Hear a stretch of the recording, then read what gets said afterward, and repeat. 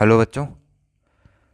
एक बार comment section में tele कर देना कि मेरी वॉइस ऑडिबल है या नहीं है। तो आई होप कि आप सबको स्क्रीन विजिबल होगी और आज का ये क्वेश्चन भी आपको विजिबल होगा। और एक बात आपको बताना चाहता हूँ कि इस तरीके के क्वेश्चन और जो मैं आजकल क्वेश्चन ले रहा हूँ, मतलब क्वेश्चंस ले रहा हूँ जिस भी ईयर के वो क्वेश्चंस हैं, मतलब बेसिकली 2021 के ही वही क्वेश्चंस हैं, क्योंकि 2021 में स्पेशली आपके पास ट्रिग्नोमेट्री और ये जो आपके पास कैलकुलस वाला पार्ट होता है, इसके मतलब बहुत बेहतरीन क्वेश्चन पूछे गए थे। और ये उस तरीके के क्वेश्चंस हैं जो मैक्सिमम स्टूडेंट सिर्फ एक नज़र इनको देख के और इनको लीव करने का मतलब सोचते हैं कि मतलब ऐसे क्वेश्चंस ना ही सॉल्व करने पड़े तो बेहतर है इसका, और इसके करस्पॉन्डिंगली कोई सरल क्वेश्चन मिल जाए तो उन्हें सॉल्व करना पड़े तो अच्छा है। पर एक बार आप थोड़ा सा भी अगर इसमें मतलब टाइम लगा के थोड़ा सा इसको सॉल्व करने की कोशिश करोगे तो आपको लिटरली पता लगेगा कि सर्कल के जिस कॉन्सेप्ट के ऊपर आपको सर्कल लग रहा क्वेश्चन लग रहा है, कि आपको अभी देखने से क्या लग रहा है कि यार सर्कल हर्कल की बात कर रहा है, एक सर्कल की इक्वेशन दे रखी है, पूछा भी सर्कल की रेडियस, सब कुछ सर्कल के बारे में पूछा है। But when you solve it,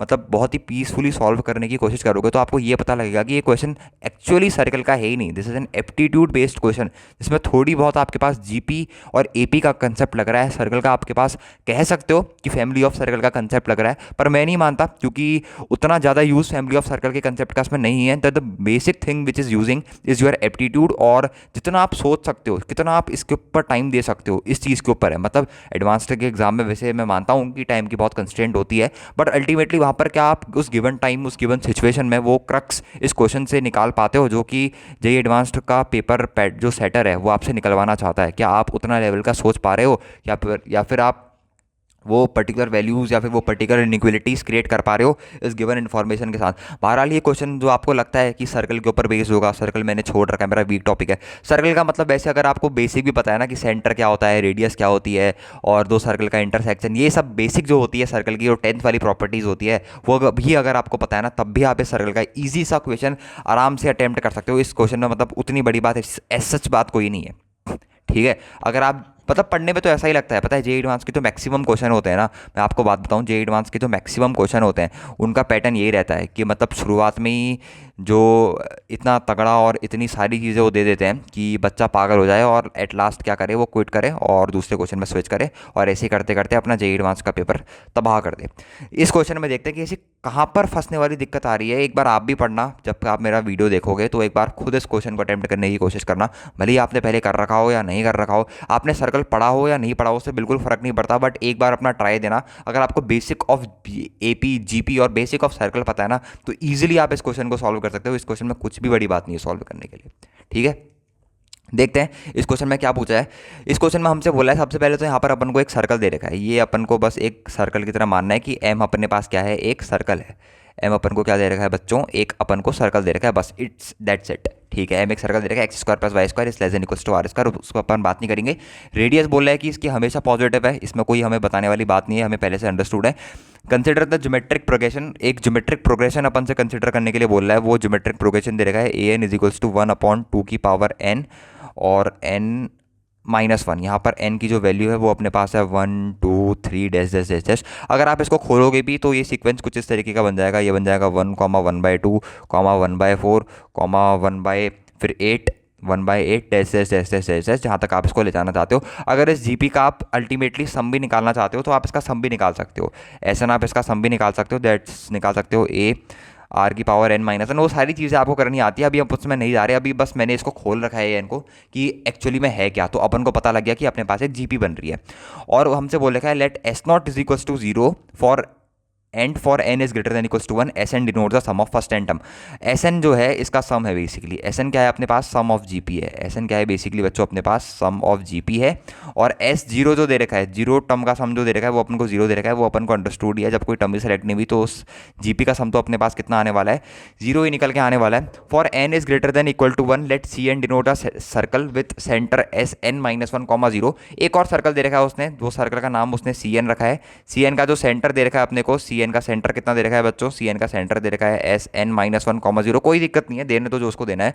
और सी एन जो सर्कल है उस सर्कल की रेडियस भी अपन को दे रखी है, रेडियस कितनी दे रखी है अपने पास, ए एन दे रखी है। और एक और सर्कल दे रखा है अपने को डी एन, कोई दिक्कत नहीं है, देने दो उसको जितने सर्कल देने हैं। वो सर्कल दे रखा है अपने पास एस एन माइनस, उसका सेंटर दे रखा है SN-1 कॉमा SN-1, और जो उसकी रेडियस दे रखी है वो अपने को कितनी दे रखी है, उसकी रेडियस भी अपने को क्या दे रखी है, एन दे रखा है। बस उसके क्या कर रखा है, इसे सेंटर में आई गैस चेंज कर रखा है, बाकी ऐसा कुछ उसने चेंज नहीं कर रखा है। अभी पहला पार्ट अपन सॉल्व करेंगे। पहले पार्ट में देखते हैं अपन से क्या पूछा है। पहले पार्ट ने बोल रखा है लेट एम, वही सर्कल जो ऊपर वाला है, उसकी रेडियस अपन को दे दी बस 10251513, k be the number of all दो circle C N that are inside M. अच्छा, let l be the maximum possible number of circle among these k circle such that no two circle intersect. ठीक हो गया। तो अपन से के और L की वैल्यू एक तरीके से पूछ रहा है। अपन को क्या बोल रहा है ना, अपन से बोल रहा है कि अपन हमने तुमको एक 3 सर्कल दिए, एक सर्कल एम दिया जिसके बारे में हमने इस क्वेश्चन में आपसे पूछ रहे की इन्फॉर्मेशन। वो ये बोलना चाह रहा है कि एम एक बहुत बड़ा सर्कल है, एम एक बहुत बड़ा सर्कल है, और सी एन बोला है फैमिली ऑफ सर्कल है। क्योंकि सही बात है, अगर आप आर की वैल्यू को, अगर आप n की वैल्यू को करस्पॉन्डिंगली रखते जाओगे तो आपके पास C1 C2 C3 C4 up to Cn ऐसे सर्कल निकलते आते रहेंगे। और लास्ट जो nth सर्कल है वो अपन को दे रखा है Cn, जिसका सेंटर अपने पास Sn-1, पे है और जिसकी रेडियस अपने पास कितनी है, An है। सही बात है, ठीक है। तो हमसे बोल रहा है कि m जो सर्कल है, जो सबसे बड़ा सर्कल है, उसके अंदर ऐसे छोटे छोटे कितने Cn सर्कल आ सकते हैं। तो l को क्या बता रहा है, l be the maximum possible number of circle. ठीक है, l जो है वो मैक्सिमम नंबर ऑफ सर्कल उसके अंदर आ पा रहे हैं, और k circle such that no two circle intersect, मतलब के वो नंबर ऑफ सर्कल हैं जो आपस में इंटरसेक्ट नहीं कर रहे। ठीक है, कोई दिक्कत नहीं है। मतलब अपन को एक चीज़ तो समझ में आ गई कि पहले अपन को इसका डायग्राम बनाना पड़ेगा कि ये Cn जो है वो किस तरीके से अपने पास चालू हो रहा है, किस तरीके से Cn अपने पास काम कर रहा है, तब जाके हम अपन को थोड़ा इसका मैकेनिज्म समझ में आएगा। तो सबसे पहले अपन Cn लिखते हैं। तो Cn जो है उसका सेंटर अपन को गिवन है कितना, उसका सेंटर गिवन है Sn-1, और इसकी जो रेडियस गिवन है अपने को, रेडियस कितनी गिवन है Cn की, An गिवन है। ठीक है, सबसे पहले बात करते हैं n = 1 की। n = 1 पे क्या हो रहा है, n = 1 पे अगर आप देखोगे तो सर्कल का सेंटर कितना आ रहा है मेरे पास, C1 का सेंटर मेरे पास आ गया S0 अपन को 0 दे रखा है क्वेश्चन में, तो सेंटर C1 आ गया 0,0, और रेडियस कितना निकल के आ गया अपने पास, रेडियस आ गया A1। A1 क्या है, उस जीपी का पहला टर्म। तो पहला टर्म क्या है उस जीपी का, भैया 1 है। तो ये अपने पास क्या आ गया, C1 सर्कल को अपन क्या कर सकते हैं, इजीली ड्रॉ कर सकते हैं। यहाँ पर अपन साथ साथ क्या करते हैं, ड्रॉ करते हुए भी चलते हैं ताकि आगे अपन को कोई भी दिक्कत ना आए। ठीक है, यहाँ पर अपन सारी चीज़ें क्या करते हैं, ड्रॉ करते हुए भी चलते हैं। एक मिनट, यहाँ पर अपन सारी चीज़ें ड्रॉ करते हुए भी चलते हैं। ठीक है, बढ़िया। C1 सर्कल क्या है मेरे पास, C1 सर्कल मेरे पास कुछ इस तरीके का सर्कल। एक मिनट, पेन चेंज कर लूँ मैं, पेन की गड़बड़ी हो जाएगी ना, फिर आपको थोड़ा समझ में नहीं आएगा। बहुत ईजी क्वेश्चन है यार, मतलब इस क्वेश्चन को कठिन रेट नहीं कर सकते। इसमें तो सर्कल का कॉन्सेप्ट भी नहीं लग रहा है, इसमें तो सर्कल का कॉन्सेप्ट भी नहीं लग रहा है। चलो छोड़ो, ये मेरे पास कौन सा सर्कल है, C1 सर्कल है। C1 सर्कल के बारे में कुछ इन्फॉर्मेशन, कुछ बिल्कुल सर कुछ इन्फॉर्मेशन है। सबसे पहली बात, इसका सेंटर 0,0 है, और सर इसकी जो रेडियस है अपने पास वो है 1। और ये पॉइंट अगर मैं पूछूं कि ये पॉइंट कितना आ गया अपने पास, तो आप कहोगे सर ये पॉइंट आ गया मेरे पास 1,0। अब बात करते हैं C2 की। C2 में n की जगह आपको 1 रखना पड़ेगा, तो नहीं 2 रखना पड़ेगा, तो यहाँ पर मेरे पास आ जाएगा S1,0, और यहाँ पर सॉरी R मेरे पास कितना निकल के आ जाएगा, A2 निकल के आ जाएगा। अब S1 क्या है, सम ऑफ फर्स्ट टर्म। तो फर्स्ट टर्म सम कितना है, GPR अपन के पास GP कितनी थी, GP थी अपने पास 1, 1/2, 1/4, 1/8, ऐसे ऐसे अपने पास GP चल रही थी। तो ये पूछ रहा है कि इस GP के पहले टर्म का सम, वो तो 1 ही है, ऑब्वियस ही बात। तो इस सर्कल का जो सेंटर आया C2 सर्कल का, वो अपने पास निकल के आ गया 1,0, और रेडियस क्या है, रेडियस वो बता रहा है कि सेकंड टर्म है GP का, तो रेडियस कितनी निकल के आ गई 1/2। अब मैं कहूँ अगर आपसे कि जहां पर मेरा पहला सर्कल एंड हो रहा है वहां पर से मेरा क्या हो रहा है, दूसरे सर्कल का सेंटर लाई कर रहा है। समझ रहे हो, जहां पर मेरा पहला सर्कल एंड हो रहा था वहां पर मेरे दूसरे सर्कल का सेंटर लाई कर रहा है, और जो पहले सर्कल की रेडियस थी उसकी आधी मेरे पास दूसरे सर्कल की क्या है, रेडियस है। तो अगर मैं दूसरा सर्कल अपना प्लॉट करने जाऊं तो मेरे पास दूसरा सर्कल कुछ इस तरीके से प्लॉट होकर आएगा, जिसका सेंटर तो 1,0 है, पर जिसकी रेडियस कितनी होगी भैया, इसकी रेडियस होगी मेरे पास 1/2। It's radius is equals to 1/2। अगर मैं अब आपसे पूछूं कि ये पॉइंट कितना है मेरे पास, ये पॉइंट कितना आ गया, ये पूरा डिस्टेंस मेरे पास 1 था यहाँ से लेके यहाँ तक का, और ये बचा हुआ डिस्टेंस 1/2 आया, तो मेरे पास ये डिस्टेंस कितनी निकल के आ गई, 3/2,0 निकल के आ गई। अब एक आध सर्कल और बना के देखते हैं, फिर हमें पता लगेगा कि ये कहना क्या चाह रहा है और अपन से मतलब क्या हो रहा है, मतलब चीज़ें कैसे काम कर रही हैं आगे। तो अगर मैं C3 निकाल के देखता हूं तो C3 के कोऑर्डिनेट हो जाएंगे मेरे पास S2,0, और मेरे पास रेडियस कितनी हो जाएगी, रेडियस हो जाएगी मेरे पास A3। अब S2,0 में आपको कोई सम निकालने नहीं बैठना है, S2 इज basically sum of first 2 terms of this GP। तो 1 + 1/2 मेरे पास सम है, कोई ज़्यादा टर्म का सम नहीं पूछा है। तो हर चीज़ हर जगह फॉर्मूला लगा के मत करा करो, थोड़ा सा अपना दिमाग और थोड़ा सा बेसिक थिंकिंग लगा के करा करो, उससे JEE एडवांस के क्वेश्चन जल्दी होते हैं। तो 1 + 1/2 अगर मैं करूँ तो कितना आ जाएगा मेरे पास 3/2,0, इसका सेंटर आ गया, जो कि मेरे को ऑब्वियस भी लग रहा है। और रेडियस जो है वो इस AP GP की मेरे पास तीसरी टर्म है, और तीसरी टर्म कितनी है मेरे पास 1/4। अब मेरे को एक बात समझ में आ गई कि जहाँ पर सर्कल एंड हो रहे हैं वहाँ पर मेरा उसके जस्ट बाद वाला सर्कल शुरू हो रहा है, ये बात तो मेरी कंफर्म है। मतलब ये जो सर्कल जहाँ पर एंड हो रहा था 3,2,0, 3/2,0, यहाँ पर से मेरा तीसरा सर्कल C3 शुरू होगा, और जो रेडियस है वो जो पहले वाले सर्कल थी उसकी भी आधी रेडियस हो चुकी है। मतलब अगर मैं इसका कुछ डायग्राम वगैरह बनाने की कोशिश करूँ तो इसका डायग्राम मेरे पास कुछ इस तरीके का बन के आएगा। ये तो ओवल शेप का बन गया, सर्कल रहा ही नहीं। तो मेरे पास अगर मैं डायग्राम बनाने की कोशिश करूँ तो मेरे पास डायग्राम कुछ इस तरीके का बन के आएगा, और ये डिस्टेंस जो बची हुई डिस्टेंस है ये कितनी हो जाएगी मेरे पास बच्चों, ये डिस्टेंस हो जाएगी मेरे पास कितनी, 1/4 डिस्टेंस हो जाएगी। अब मैं बोलूँ कि आपसे इस पॉइंट के कोऑर्डिनेट कितने आएंगे, तो इस पॉइंट के कोऑर्डिनेट कितने आएंगे, 3/2 + 1/4, तो वो कितना हो जाएगा मेरे पास, वो हो जाएगा मेरे पास 7/4, 0। अब ऑब्वियस ही बात है, जो मेरे पास C4 सर्कल होगा, C4 सर्कल अगर मैं निकालूँ तो वो मेरे पास होगा S3, 0, और रेडियस जो होगी मेरे पास उसकी कितनी होगी, 1/4। मतलब रेडियस कितनी आ गई 1/4 के बाद मेरे पास, एक मिनट थोड़ा ऊपर चला गया, रेडियस कितनी आ गई 1/4 के बाद, रेडियस आ गई 1/8, और C4, एक मिनट यहाँ पर C3 लिखना था, C4 सर्कल के कोऑर्डिनेट कितने आ गए यार, 3 सम का टर्म अब आपको बताना है कि जो सक्सेसफुली 3 सम है उसका सम कितना है। Obviously 7/4, 0, 1 + 1/2 + 3/4, that is the sum of first 3 terms. तो अगर मैं C4 सर्कल ड्रॉ करने जाऊं तो मेरे पास C4 सर्कल भी कुछ इस तरीके से ड्रॉ हो जाएगा। ये मेरे पास कौन सा सर्कल ड्रॉ हो गया, C4। अब 7/4 में इतना और ऐड कर दो, वो आपके पास इस सर्कल का क्या निकल के आ जाएगा, एंड पॉइंट निकल के आ जाएगा। मतलब मेरे पास जो सर्कल्स हैं वो इसी ऑर्डर में कम हो रहे हैं। मतलब ये मेरे पास C1 था, ये मेरे पास C2 था, ये मेरे पास C3 था, ये मेरे पास C4 था, एंड सो ऑन। अब मेरे से क्वेश्चन में ये पूछा है, एक सबसे बड़ा सर्कल जो है वो इन सबको इनक्लोज करे हुए बैठा है, वो M सर्कल है जो इन सबको इनक्लोज करे हुए बैठा है, जिस सर्कल की रेडियस अपन को गिवन है, रेडियस 1025/513। अब सबसे पहली चीज जो अपन से पूछ रहा है वो पूछ रहा है कि मैक्सिमम ये कितने नंबर ऑफ सर्कल फिट हो सकते हैं। अपन से यही तो पूछ रहा है। ये L जो चीज़ है अपने पास, L क्या है, L be the maximum possible number of circle, L be the maximum possible number of circle among these K circle such that no two circle intersect.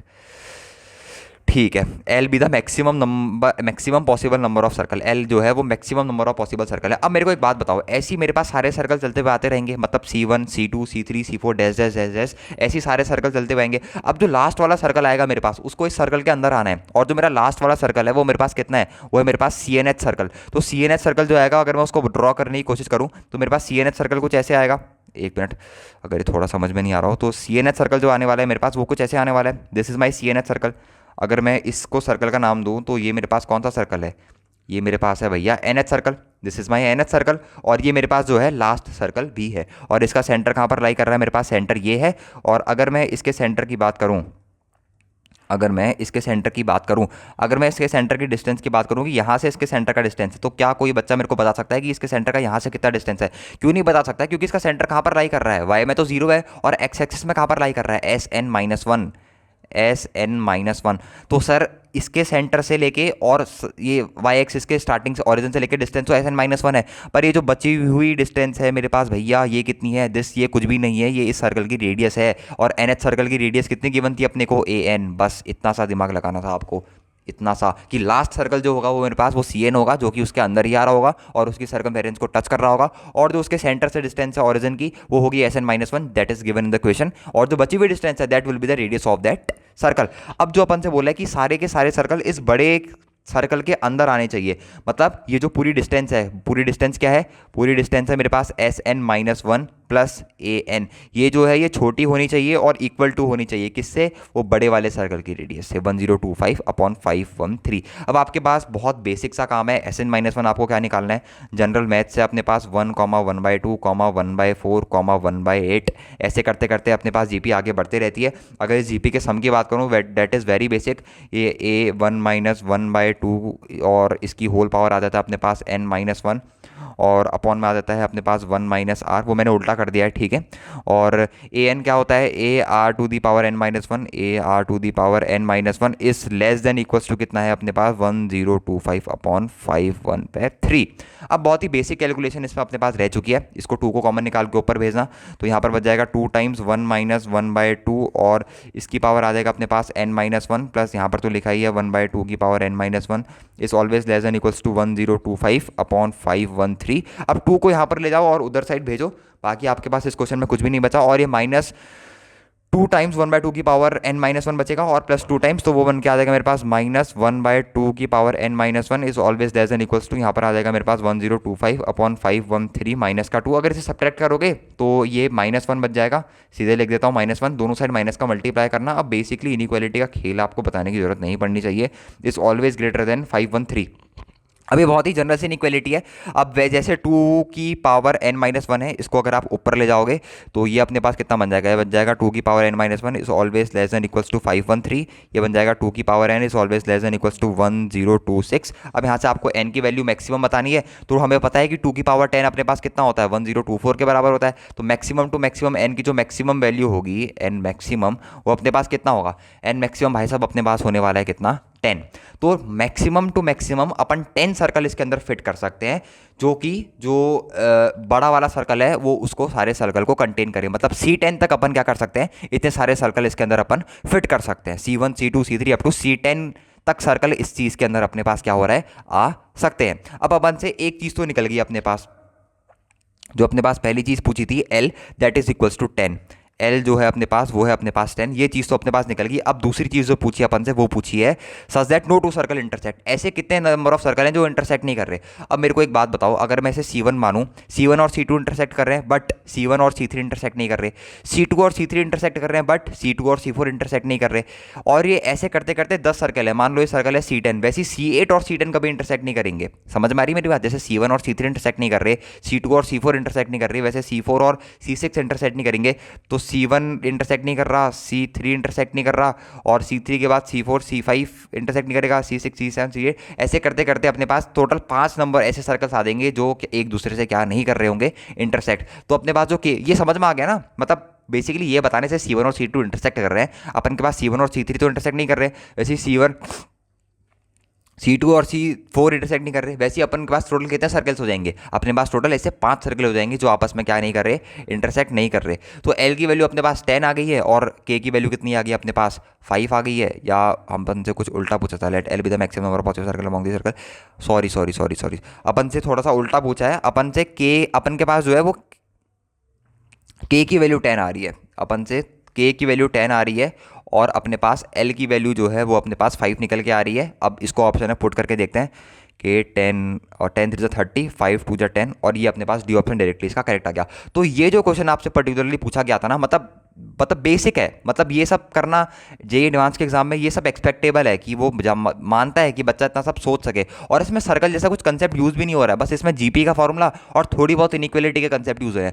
तो कोई भी क्वेश्चन जब भी जेईई एडवांस में आता है ना, तो मैं तो यही बताता हूँ, ये एडवाइस देता हूँ कि कभी भी डरा मत करो, चाहे वो इंटीग्रेशन का हो, किसी भी ऐसे टॉपिक का हो जो आपको नहीं आता हो, क्योंकि जेईई एडवांस जानबूझ के टॉपिक डालता है जो बच्चे छोड़ते हैं या फिर जिसमें बच्चे गलतियां करते हैं, और वो टॉपिक का क्वेश्चन होता भी नहीं है, वो बस थोड़ा सा उसका जो बेसिक कंसेप्ट होता है जेईई एडवांस वो लेता है और इसमें 4-5 कंसेप्ट को मिक्स करके एक आसान सा और एक अच्छे लेवल का क्वेश्चन इसने क्या कर दिया, यहाँ पर इजीली फ्रेम कर दिया। अब जो 14 वाला क्वेश्चन है वो आपका एज अ होमवर्क कर लेना। क्यों कर लेना, क्योंकि इसमें डीएन वाले सर्कल की बात करी गई है, एम सर्कल के साथ साथ एक डीएन सर्कल की बात करी गई है। अभी एम और सीएन के साथ खेला था, अब एम और डीएन के साथ खेलेगा। अगर आप इस सवाल को इसके सेकंड पार्ट को इजीली अटेम्प्ट कर ले रहे हो, मतलब ये सोचना कि जो मैंने आपको नॉलेज बताई, इतनी सारी जो इन्फॉर्मेशन बताई, वो कहने कि आपकी एटलीस्ट काम आई और एटलीस्ट आप जेईई एडवांस में क्वेश्चन क्या कर सकते हो, अटैक कर सकते हो। तो जेईई एडवांस के क्वेश्चन में हमेशा कुछ भी मतलब ऐसा नहीं होता कि तोप क्वेश्चन से कुछ एक्स्ट्रा ही लग रहा होगा, हमेशा बहुत बेसिक से जेईई एडवांस के क्वेश्चन होते हैं। बस आपको क्या रखे रहना होता है, थोड़ा पेशेंस और थोड़ा डटे रहना होता है कि हाँ मेरे से क्वेश्चन हो जाएगा, at any cost I have to do this question at secure a good rank.